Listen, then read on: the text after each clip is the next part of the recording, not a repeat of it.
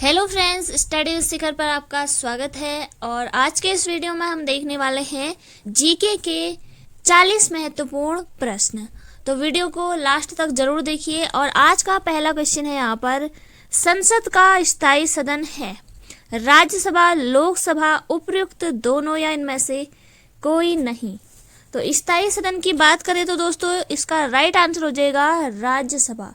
राज्यसभा स्थायी सदन है और इसमें अधिकतम सदस्यों की संख्या 250 हो सकती है, 250 हो सकती है, लेकिन वर्तमान में है आपके 245। और राज्यसभा सदस्यों का कार्यकाल कितना होता है तो 6 वर्ष। लेकिन दोस्तों इसमें 1/3 सदस्य 2 वर्ष में सेवानिवृत्त होते हैं, लेकिन 6 वर्ष आप याद रखिएगा। और राष्ट्रपति राज्यसभा में 12 व्यक्तियों को मनोनीत करता है और ये किसके अनुच्छेद के तहत करता है तो 80 का क्लोज 3। तो आप इसे जरूर से याद रखिएगा। और राज्यसभा के प्रथम उपसभापति कौन थे? सभापति तो आपके उपराष्ट्रपति होती हैं, लेकिन यहाँ पर उपसभापति कौन थे तो प्रथम वो आप याद रखिएगा, कृष्णमूर्ति राव। और राज्यसभा का गठन कब हुआ था? ये भी बहुत ही महत्वपूर्ण प्रश्न है। 3 अप्रैल 1952 को 3 अप्रैल 1952 को राज्यसभा का गठन हुआ था और पहली बैठक हुई थी 13 मई को, 13 मई 1952 को याद आप रखिएगा। इसी के अलावा संसद में अगर आप बात करें कितने सदन होते हैं तो 2 सदन होते हैं, लोकसभा और राज्यसभा। अगर संसद के अंग यहाँ पर पूछे तो आपको आंसर करना है 3, जिसमें आपका राष्ट्रपति भी यहाँ पर शामिल हो जाएगा। बढ़ेंगे नेक्स्ट क्वेश्चन की तरफ। भारत में निर्वाचन प्रणाली का प्रारंभ किया गया 1907, 1908, 1909 या 1910। तो ऑप्शन भी आपके कुछ इस तरह से हैं जहां पर आप कंफ्यूज हो सकते हैं। तो इसका राइट आंसर हो जाएगा 1909। भारत में निर्वाचन प्रणाली का प्रारंभ किया गया 1909 में। नेक्स्ट क्वेश्चन है, भारतीय संविधान का कौन सा अनुच्छेद अनुसूचित क्षेत्रों और अनुसूचित जनजातीय क्षेत्रों के प्रशासन से संबंधित है? तो इसका राइट आंसर हो जाएगा ऑप्शन नंबर सी, अनुच्छेद 244। बढ़ेंगे नेक्स्ट क्वेश्चन की तरफ। नेक्स्ट क्वेश्चन है आपका, भारतीय स्वतंत्रता आंदोलन के दौरान 1932 में ग्रेट ब्रिटेन के किस प्रधानमंत्री ने सांप्रदायिक पुरस्कार की घोषणा की थी? तो बहुत ही महत्वपूर्ण प्रश्न है। ऑप्शन दिए हैं Winston Churchill, Clement Attlee, James Ramsay MacDonalds या नेविल चैम्बरलेन। तो इसका राइट आंसर हो जाएगा आपका option number D, option number C बिल्कुल इसका राइट आंसर हो जाएगा, जेम्स रामसे मैकडोनाल्ड्स। तो ये ऑप्शन नंबर सी इसका राइट आंसर हो जाएगा। पढ़ेंगे नेक्स्ट क्वेश्चन की तरफ। निम्न में से किस शासक की मृत्यु उसके पुस्तकालय की सीढ़ियों से गिरकर हुई? हुमायूं, शाहजहां, अकबर या जहांगीर? तो इसका राइट आंसर हो जाएगा option number A, Humayun. Humayun पुस्तकालय की सीढ़ियों से गिरकर मृत्यु हुई थी। और इन्हीं के बारे में लेन पुले लिखता है कि हुमायूं जीवन भर लड़खड़ाता रहा और उसकी मृत्यु भी लड़खड़ाते से हुई। 1556 में हुमायूं की मृत्यु दिल्ली में शेर मंडल नामक पुस्तकालय की सीढ़ियों से गिरकर हुई थी। तो इसे आप जरूर से याद रखिएगा। और हुमायूं नामा की रचना किसने की थी तो गुलबदन बेगम ने हुमायूं नामा की रचना की थी। और हुमायूं का पूरा नाम दोस्तों याद रखिएगा, नसरुद्दीन मोहम्मद हुमायूं पूरा नाम था। और चौसा का युद्ध और कन्नौज या बिलग्राम का युद्ध, ये भी एग्जाम में आपसे मिलान करने के लिए आ सकता है या वैसे भी पूछा जाता है। तो इसे आप जरूर से याद रखिएगा। चौसा का युद्ध हुआ था 1539 में, 1539 में। और कन्नौज या उसी बिलग्राम का युद्ध कहते हैं वो हुआ था आपका 1540 में। हुमायूं व शेरशाह के बीच ये हुए थे दोनों युद्ध। तो इसे आप जरूर से याद रखिएगा। इसके अलावा अकबर याद रखिएगा आप, दीन इलाही धर्म की शुरुआत की थी। ये बहुत बार एग्जाम में आपके पूछा जाता है, तो आप इसे जरूर से याद रखिएगा। और अकबर दोस्तों ऐसा शासक था जिसके दरबार में 9 रत्न रहते थे, 9 रत्न रहते थे अकबर के दरबार में। और अकबर ने दास प्रथा को कब समाप्त किया था? वो किया था आपके 1562 में दास प्रथा को समाप्त किया था। और अकबर ने पहली बार समुद्र को कब देखा था? जब उसने गुजरात विजय की थी। तो गुजरात विजय के समय अकबर ने पहली बार समुद्र को देखा था। और पानीपत का द्वितीय युद्ध हुआ था अकबर की तरफ से तो बैरम खां, और दूसरा आपका हेमू जो कि आदिल शाह की तरफ से लड़ा था। ये पानीपत का द्वितीय युद्ध आप याद रखिएगा 1556 में ये हुआ था, तो आपको ये याद रखना है। और अकबर की अंतिम विजय या अंतिम युद्ध जो रहा था वो रहा था आपका आसिरगढ़ का किला जीता। आसिरगढ़ का अभियान जो ये रहा था ये अकबर का अंतिम अभियान था, इसे भी आप जरूर से याद रखिएगा। इसके अलावा जहांगीर के बचपन का नाम सलीम था, तो इसे भी आप जरूर से याद रखिएगा सलीम। और तुझो की जहांगीरी जो कि फारसी भाषा में लिखी गई है, तो ये जहांगीर ने अपनी आत्मकथा फारसी भाषा में तुझे की जहांगीरी की रचना की है। और जहांगीर ने दोस्तों जनता को न्याय दिलाने के लिए सोने की जंजीर महल के बाहर लगवाई थी, इसे भी आप जरूर से याद रखिएगा। और जेम्स प्रथम ने विलियम हॉकिंस को जहांगीर के दरबार में भेजा था 1608 में, तो इसे भी आप जरूर से याद रखिएगा।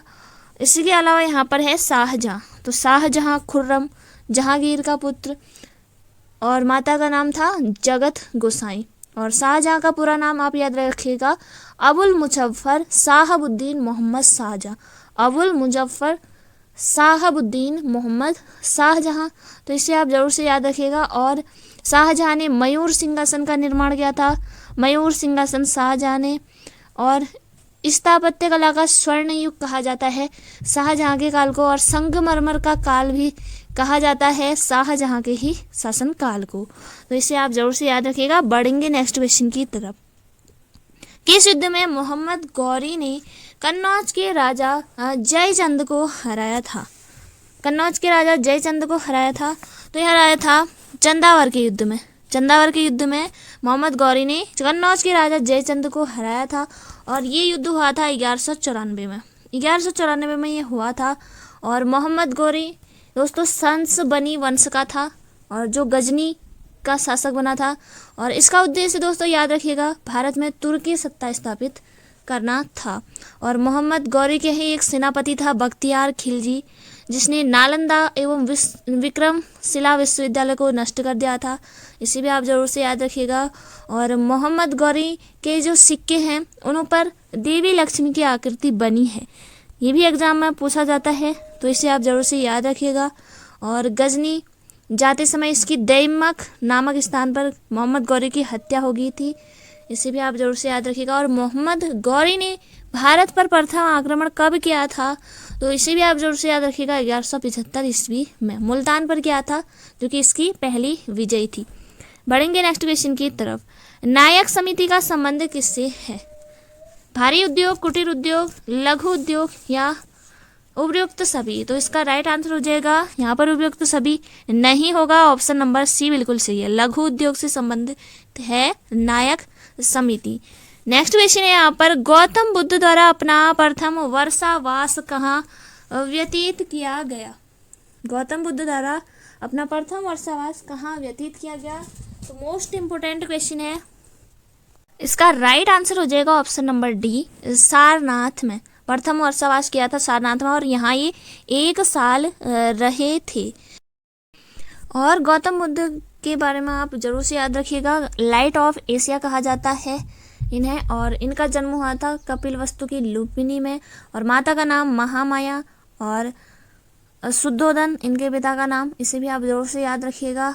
और इनका विवाह हुआ था यशोधरा से, तो इसे आप जरूर से याद रखिएगा। और 29 वर्ष की आयु में इन्होंने ग्रह त्याग किया था, जिसे कि कहा जाता है महाभिनिष्क्रमण। महाभिनिष्क्रमण कहा जाता है ग्रह त्याग की घटना को, इसे आप जरूर से याद रखिएगा।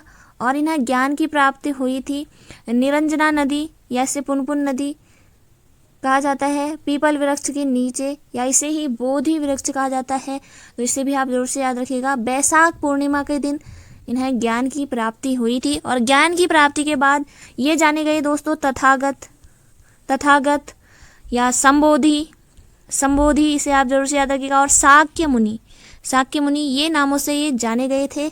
और सारनाथ में ही दोस्तों इन्होंने प्रथम उपदेश दिया था, जिसे कि कहा जाता है धर्मचक्र परिवर्तन प्रथम उपदेश दिया था सारनाथ में, इसे भी आप जरूर से याद रखिएगा। बढ़ेंगे नेक्स्ट क्वेश्चन की तरफ। भारत के केंद्रीय मंत्रिमंडल में अधिकतम कितने मंत्री हो सकते हैं? तो इसका राइट आंसर हो जाएगा लोकसभा के 15%। 15% आप इसे याद रखिएगा। बढ़ेंगे नेक्स्ट क्वेश्चन की तरफ। किसी नदी के खड़े पार्श्व वाली गहरी व संकीर्ण घाटी को कहते हैं? कटक, कगार, डेल्टा या महाखड्ड। तो यहाँ पर ये महाखड्ड होगा, तो यहाँ पर ये गलत टाइप हो रहा है, तो महाखड्ड यहाँ पर ये ऑप्शन था, महाखड्ड। तो किसी नदी के खड़े पार्श्व वाली गहरी व संकीर्ण घाटी को कहते हैं महाखड्ड। तो इसे आप जरूर से नोट कर लीजिए। बढ़ेंगे नेक्स्ट क्वेश्चन की तरफ।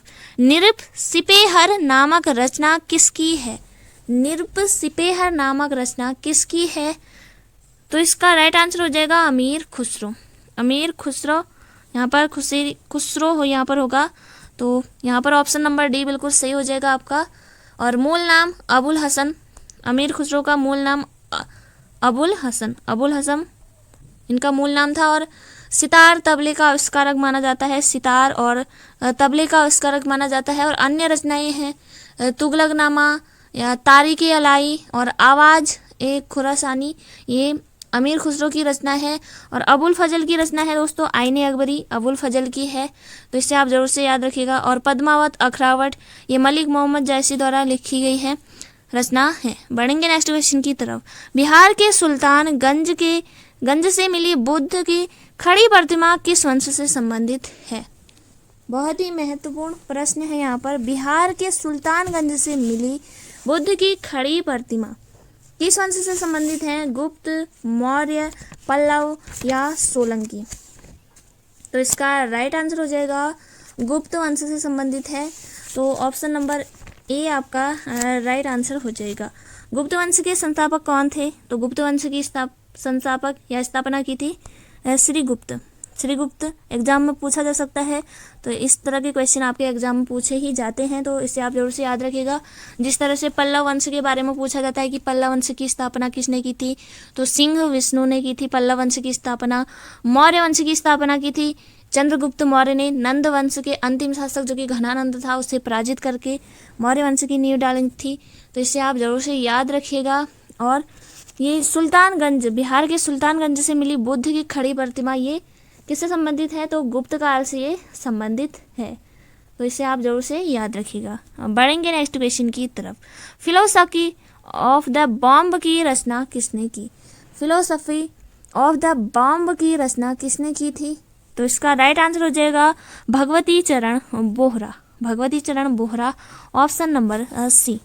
नेक्स्ट क्वेश्चन है, राष्ट्रीय मानवाधिकार आयोग एक स्वतंत्र वैधानिक संस्था है, इसकी स्थापना कब हुई? तो सीधे क्वेश्चन यहाँ पर पूछा है कि राष्ट्रीय मानवाधिकार आयोग की स्थापना कब हुई थी, और ये क्वेश्चन आपके एग्जाम में बहुत बार पूछा गया है। कभी इससे क्वेश्चन पूछा जाता है कि राष्ट्रीय मानवाधिकार वैधानिक संस्था है, संवैधानिक संस्था है, तो ऐसे भी आपसे क्वेश्चन पूछा जाता है। तो ये एक वैधानिक संस्था है, इसे आप जरूर से याद रखिएगा। और राष्ट्रीय मानवाधिकार आयोग का गठन हुआ था 12 अक्टूबर 1993 को। 12 अक्टूबर 1993, ऑप्शन नंबर डी बिल्कुल सही हो जाएगा। और राष्ट्रीय मानवाधिकार आयोग के पहले अध्यक्ष कौन थे? तो कौन थे? रंगनाथ राव मिश्र। रंगनाथ राव मिश्र राष्ट्रीय मानवाधिकार आयोग के पहले अध्यक्ष थे। और जो राष्ट्रीय मानवाधिकार आयोग के अध्यक्ष होते हैं वो कौन होते हैं? तो पूर्व सेवानिवृत्त मुख्य न्यायाधीश होते हैं, जिनका कार्यकाल 70 वर्ष होता है या फिर 5 वर्ष, जो भी पहले हो जाए। तो इसे आप जरूर से याद रखिएगा। बढ़ेंगे नेक्स्ट क्वेश्चन की तरफ। सियाल, सीमा और निफे हैं। सियाल, सीमा, निफे हैं, तो इसका राइट आंसर हो जाएगा ये पृथ्वी की परतें हैं, सियाल, सीमा और निफे। सियाल की रचना हुई है किससे? सिलिकॉन और एल्यूमिनियम। सिलिकॉन और एल्यूमिनियम। और सीमा की रचना ये सिलिकॉन और मैग्नीशियम। सिलिकॉन और मैग्नीशियम। और जो निफे है निकिल और फेरियम। नी से निकिल और फे से फेरियम, तो इसे आप जरूर से याद रखिएगा। तो ये पृथ्वी की परतें हैं। बढ़ेंगे नेक्स्ट क्वेश्चन की तरफ। सुभाष चंद्र बोस को अ यंग ओल्ड मैन किसने कहा? अ यंग ओल्ड मैन किसने कहा? महात्मा गांधी, पंडित नेहरू, लाला लाजपत राय या फिर चित्तरंजन दास। तो चित्तरंजन दास इसका राइट आंसर हो जाएगा। ए यंग ओल्ड मैन किसने कहा? सुभाष चंद्र बोस को, तो चित्तरंजन दास को। नेक्स्ट क्वेश्चन है, निम्नलिखित में से किस संगठन की स्थापना 1838 में हुई? 1838 में हुई, तो इसका राइट आंसर हो जाएगा ऑप्शन नंबर बी, जमींदारी एसोसिएशन। ऑप्शन नंबर बी बिल्कुल सही हो जाएगा। बढ़ेंगे नेक्स्ट क्वेश्चन की तरफ। राष्ट्रपति की क्षमा शक्ति है एक न्यायिक शक्ति, विधायी शक्ति या फिर कार्यपालिका शक्ति, या इनमें से कोई नहीं। तो इसका राइट आंसर हो जाएगा ऑप्शन नंबर ए, एक न्यायिक शक्ति है राष्ट्रपति की क्षमा शक्ति। तो इसे आप जरूर से याद रखिएगा। और राष्ट्रपति दोस्तों देश का प्रथम नागरिक होता है, इसे भी आप जरूर से याद रखिए, एग्जाम में पूछा जाता है। और भारत का एक राष्ट्रपति होगा और जिसकी स्थिति ब्रिटिश सम्राट के जैसी होगी, तो ये कहा गया है अनुच्छेद 52 में। और अनुच्छेद 61 के तहत राष्ट्रपति को महाभियोग द्वारा पद से हटाया जा सकता है। तो इसे आप जरूर से याद रखिएगा। इसी के अलावा अनुच्छेद 123 के तहत अध्यादेश जारी कर सकता है राष्ट्रपति। और जो क्षमादान शक्ति है वो अनुच्छेद 72 के तहत दोस्तों राष्ट्रपति को क्षमादान देने की शक्ति है, जिससे दोस्तों मृत्यु दंड को भी पूरी तरह वो क्षमा कर सकता है। तो इसे आप जरूर से याद रखिएगा और एक न्यायिक शक्ति है। नेक्स्ट क्वेश्चन है, बीमा नियामक और विकास प्राधिकरण की स्थापना कब हुई? बहुत ही महत्वपूर्ण प्रश्न है। बीमा नियामक और विकास प्राधिकरण की स्थापना कब हुई? तो इसका राइट आंसर हो जाएगा ऑप्शन नंबर सी, 19 अप्रैल 2000 को। बहुत ही महत्वपूर्ण प्रश्न है। नेक्स्ट क्वेश्चन है, भारत छोड़ो आंदोलन के समय निम्नांकित में से किसने कांग्रेस रेडियो का प्रसारण किया? अरुणा, असफ अली, अशफाक उल्लाह खां, मूसा मेहता या जयप्रकाश नारायण? बहुत महत्वपूर्ण प्रश्न है। इसका राइट आंसर हो जाएगा उषा मेहता।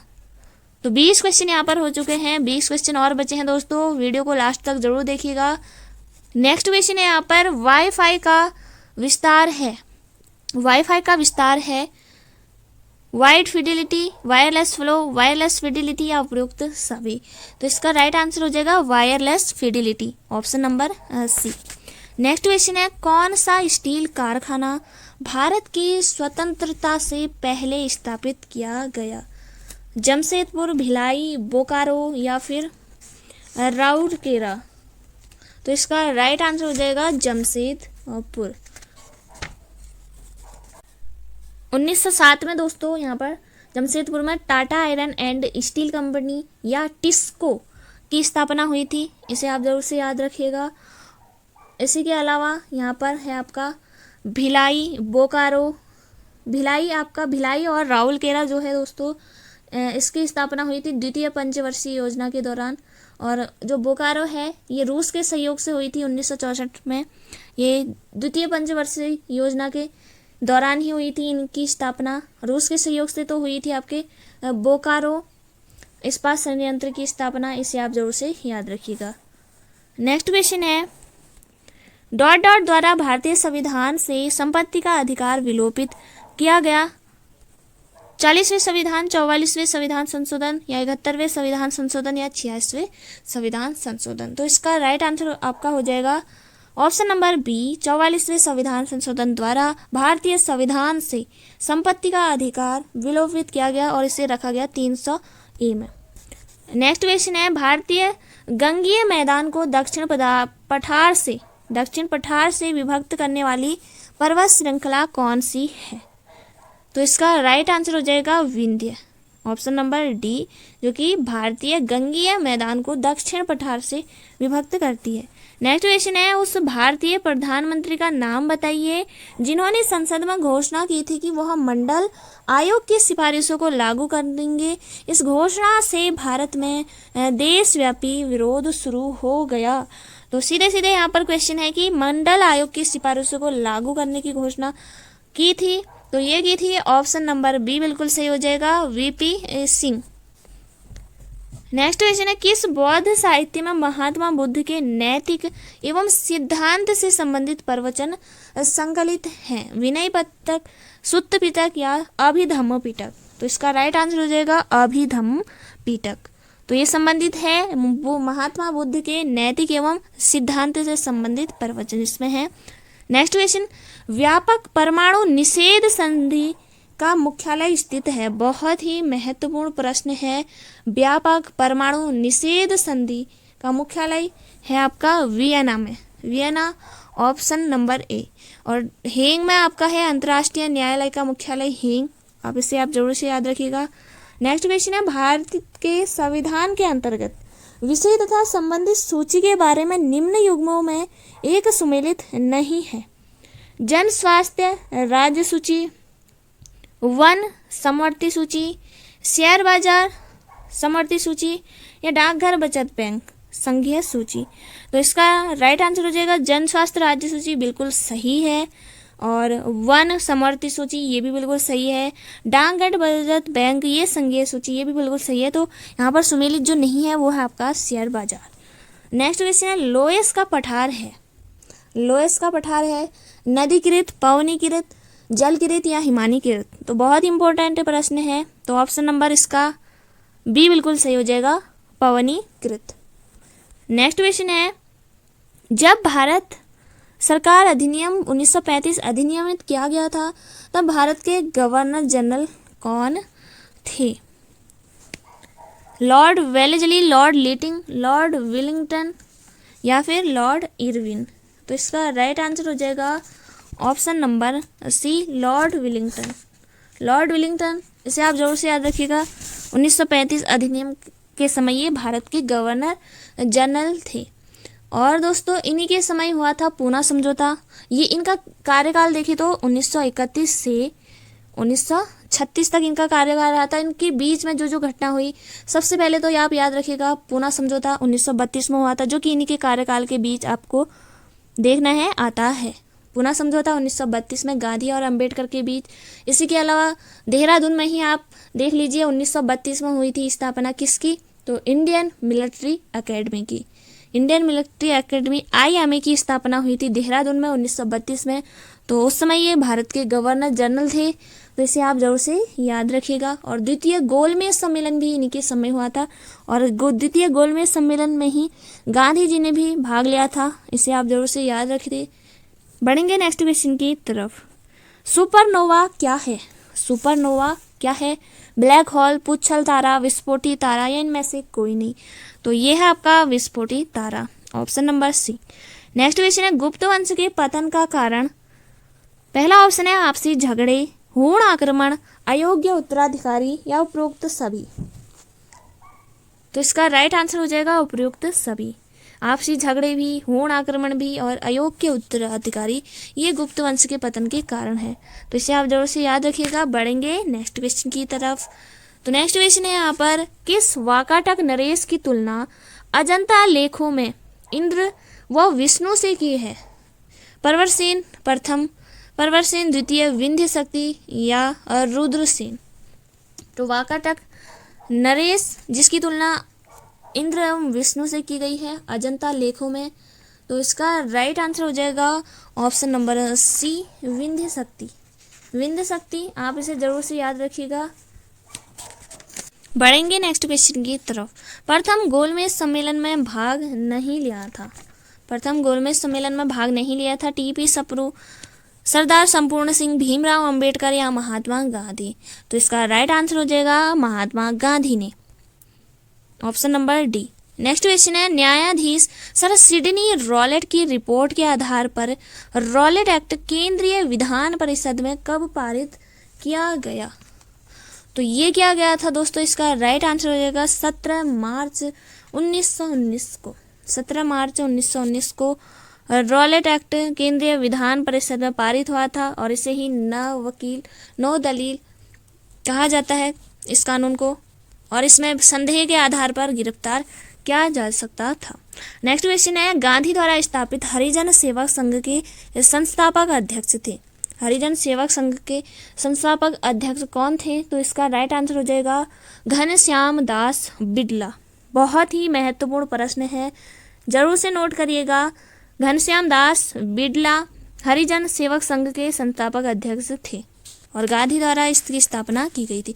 नेक्स्ट क्वेश्चन है, भारत का वह राज्य जिसकी सीमा एक राज्य से लगती है, एक राज्य से लगती है, तो इसका राइट आंसर हो जाएगा सिक्किम। ओनली पश्चिम बंगाल से लगती है, बाकी भूटान इसकी सीमा पर है, तो इसे आप जरूर से याद रखिएगा, सिक्किम।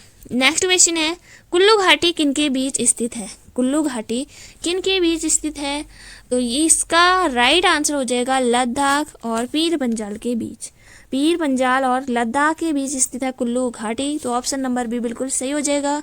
नेक्स्ट क्वेश्चन यहाँ पर है, MS वर्ड में Ctrl+S होता है, साइज के लिए, कट के लिए, स्पेलिंग जांचने के लिए या सेव करने के लिए, तो सेव करने के लिए इसका राइट आंसर हो जाएगा Ctrl+S, तो option number D. Last question है आज का यहाँ पर, GST को लागू करने वाला प्रथम राज्य कौन सा है, GST को लागू करने वाला प्रथम राज्य कौन सा है, तो इसका राइट आंसर हो जाएगा गोवा, उत्तर प्रदेश, आंध्र प्रदेश या असम, तो इसका राइट आंसर हो जाएगा असम, ऑप्शन नंबर डी। और विश्व में दोस्तों GST सर्वप्रथम लागू किया था फ्रांस ने 1954 में, इसे आप जरूर से याद रखिएगा। और 122वां संविधान संशोधन द्वारा ये संसद में लाया गया था और 101वां संविधान संशोधन के तहत ये पास किया गया था, तो इसे आप जरूर से याद रखिएगा। 101वां संविधान संशोधन किससे संबंधित है, तो ये संबंधित है GST से। और भारत GST को लागू करने वाला कौन सा देश बना, तो 161वां। और उत्तराखंड कौन सा राज्य था GST लागू करने वाला, तो इसे आप कमेंट करके ज़रूर बताइएगा। और उत्तराखंड ने GST को कब लागू किया था, इसे भी आप जरूर से बताइएगा। और कौन से नंबर का राज्य है, इसे भी आप जरूर से बताइएगा। तो ये थे दोस्तों आज के महत्वपूर्ण प्रश्न। अगर आप चैनल पर नए हैं तो चैनल को जरूर सब्सक्राइब करिए, बेल आइकन को ऑन रखिए ताकि आने वाले वीडियो का नोटिफिकेशन आपको सबसे पहले मिले। जय हिंद, जय भारत।